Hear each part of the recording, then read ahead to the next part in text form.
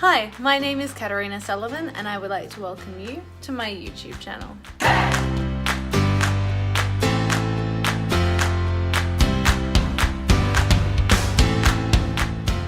Today we're talking about postal voting and early voting, if you're eligible and how to apply. So on April the 29th, applications opened for early voting or postal voting.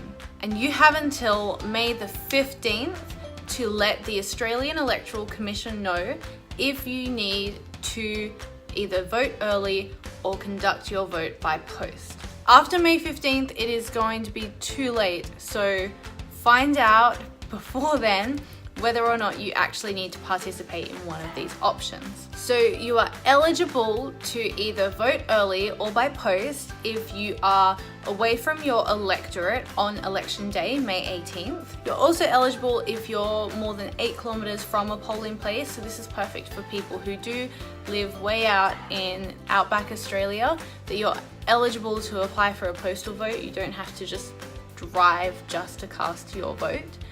And your vote will be sent to you by the mail. You fill it out and you send it back. Also, if you're traveling, if you're in transit, maybe you're on a plane on May 18th and you're going to Europe or America, and we know that that takes like the entire day to get pretty much anywhere that's not Australia or Bali.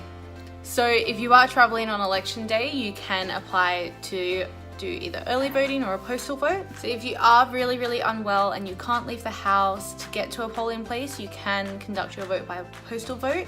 Or if you're in hospital and you can't leave hospital to conduct your vote, or any kind of other healthcare facility, you can do a postal vote. If you are going in for, let's say, a surgery just before the election and you know you won't be out of hospital by May 18th, you can go ahead and conduct your vote now.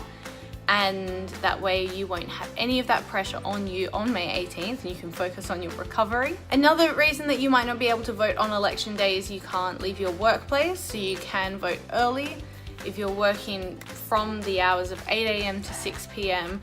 and there's no way that you can leave on your lunch break to go and vote or on a morning tea break to go and vote.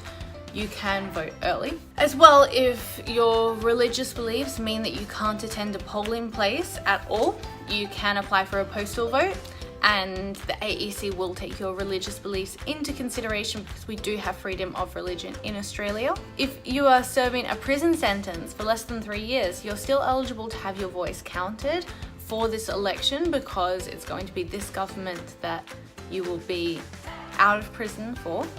So you are actually eligible to apply for a postal vote. And if you're a silent elector, you're also eligible for a postal vote because there are security issues around just anyone knowing your name and address. So you can apply to have a postal vote done if you're a silent elector as well, or if you have any other serious fears for your safety about going to a polling place or a early voting place for the election, you can speak to the AEC about this as well, and they will take that into consideration. So if you do want to apply for a postal vote, just go onto the AEC website, which is aec.gov.au, and they have a special button that talks about applying for a postal vote. Click on that and it will take you through the process. You'll have to submit an application. So once you've submitted all this information to the AEC, they will then send you for a postal vote your ballot paper in the mail. You can fill out the paper. You have to send it back on or before May 18th. Now, just something to note, if the AEC hasn't received your postal vote back by the 31st of May, which is 13 days after the election, your vote won't be counted. So if you know that you're living overseas, make sure you go early for that process, get your vote done early, otherwise you might miss out.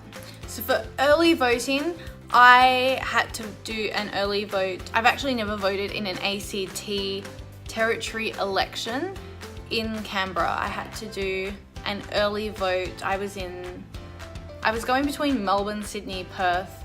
I'd just gotten back from New York. It was just this mess of a time in my life where I was less than a few hours in Canberra at a time. So I did actually have to go to Sydney for a conference I was speaking at from memory.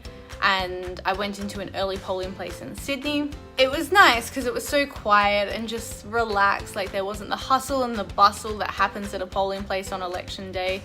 You didn't feel like you were holding up anyone in the booth, but it did miss that buzz of an election. So if you can vote on election day, just for the whole atmosphere, the experience, the democracy sausage, I would recommend voting on election day. But if you do need to attend an early polling place, it is also a really rewarding experience because you're still casting your vote, and it's that little bit quieter, so you can have a little bit more time to sort of think through the process. So now the early voting places are open and postal applications are open, there are a lot of politicians that are putting out their how to vote cards online. If you do want to vote early, make sure that you have a look, even if you're not going to follow the how to vote card, make sure you do look at your candidate's how to vote card.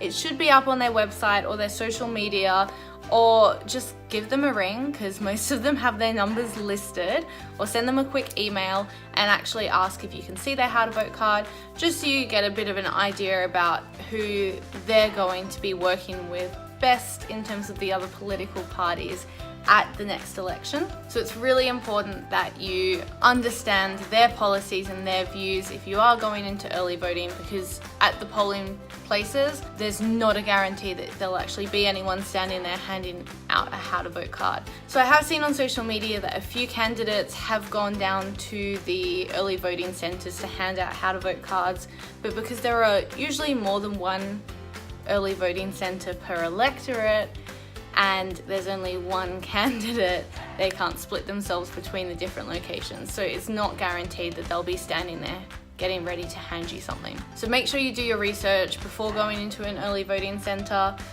and familiarise yourself with the process before you go ahead and cast that vote, because it's really important that you get it right. So this is a much shorter video today because early voting and pre-polling is really straightforward. There are a few eligibility requirements. If you have any questions, you can drop comments down below.